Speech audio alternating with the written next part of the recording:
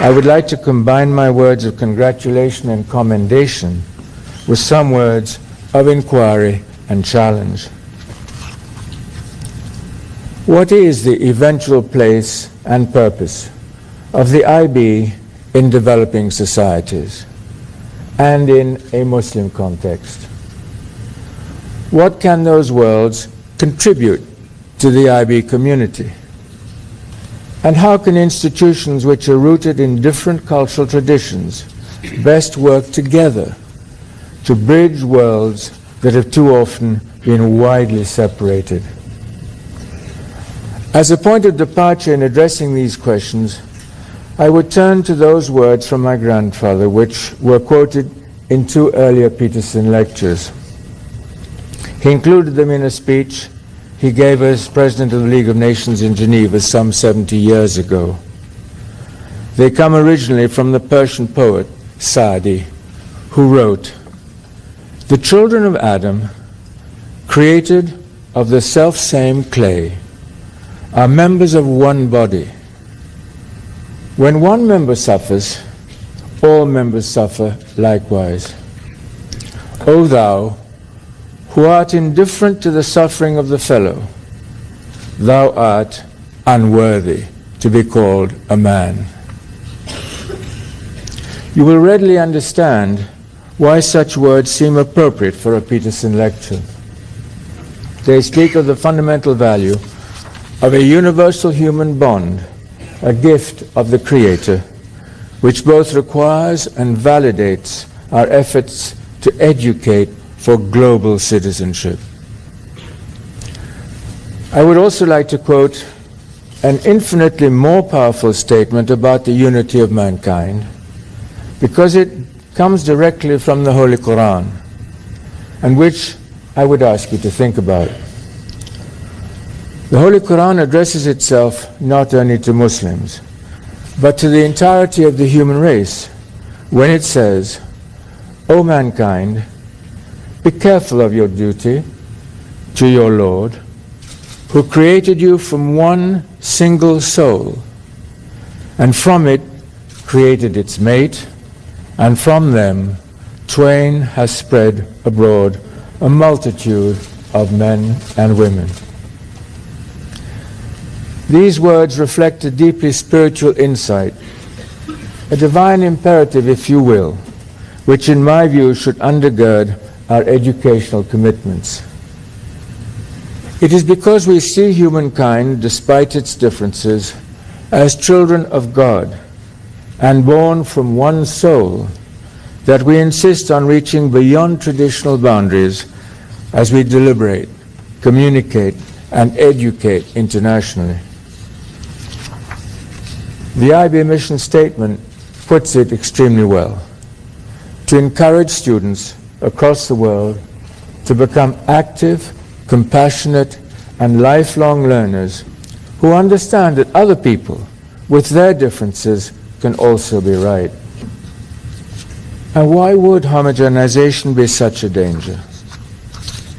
Because diversity and variety constitute one of the most beautiful gifts of the Creator. And because a deep commitment to our own particularity is part of what it means to be human. Yes, we need to establish connecting bonds across cultures, but each culture must also honor a special sense of self. The downside of globalization is the threat it can present to cultural identities. But there is also a second challenge, which is intensifying in our world. In some ways, it is the exact opposite of the globalizing impulse. I refer to the growing tendency toward fragmentation and confrontation among peoples. In a time of mounting insecurity, cultural pride can turn too often into an endeavor to normatize one's culture.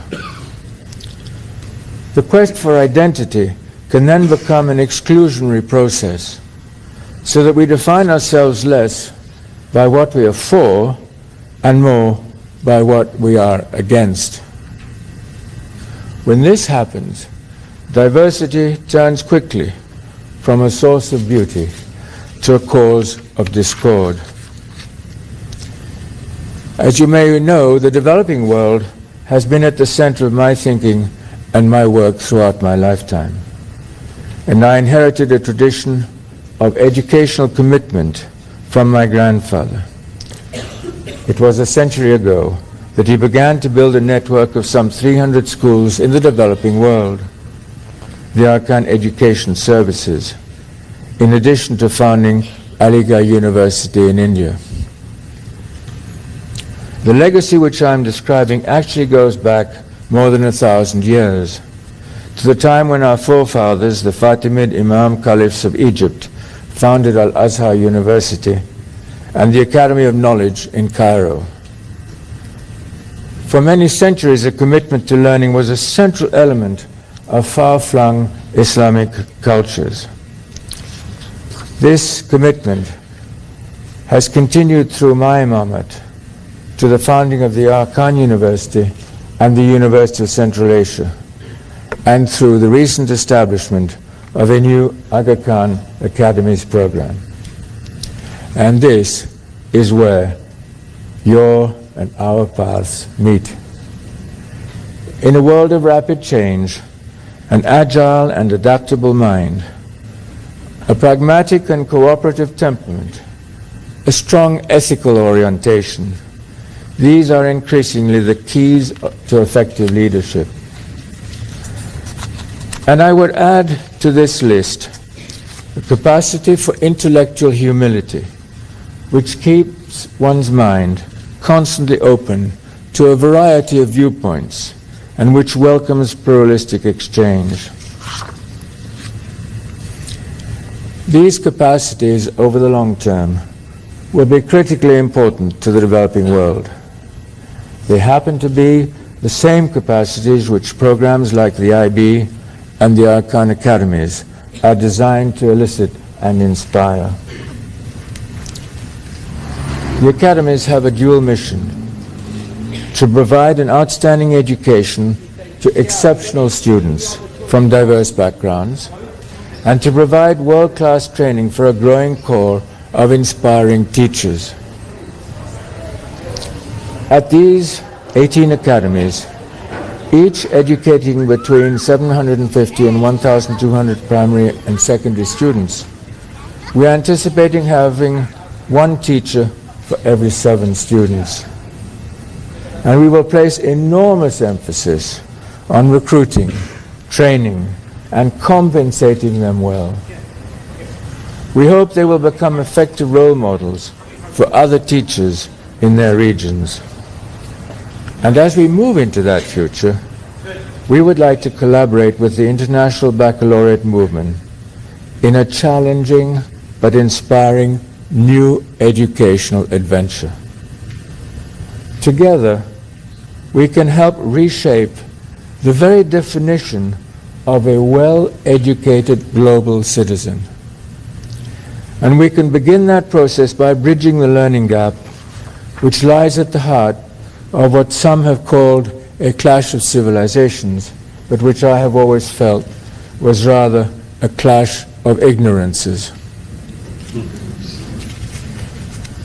In the years ahead, should we not expect a student at an IB school in Atlanta to know as much about Jomo Kenyatta or Muhammad Ali Jinnah as a student in Mombasa or Lahore knows about Atlanta's great son, the Reverend Dr. Martin Luther King Jr.?